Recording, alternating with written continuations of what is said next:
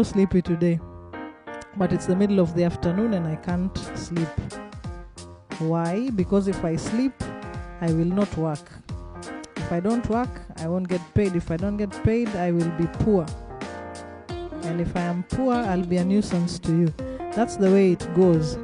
Now I'm speaking to you if you're 13, if you're a teenager really.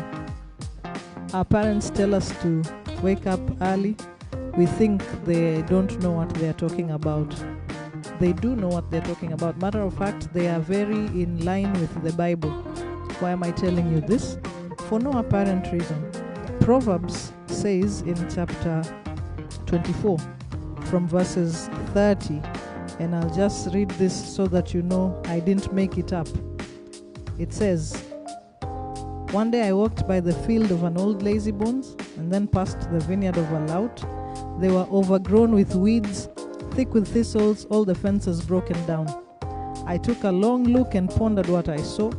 The fields preached me a sermon and I listened.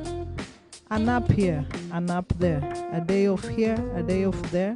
Sit back, take it easy. Do you know what comes next? Just this, you can look forward to a dirt poor life with poverty as your permanent house guest."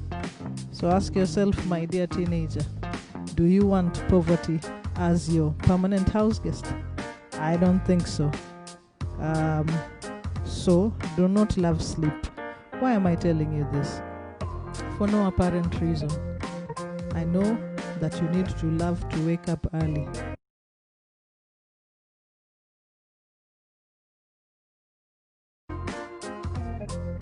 Cheers, I gotta go, man. Why am I stopping? For no apparent reason.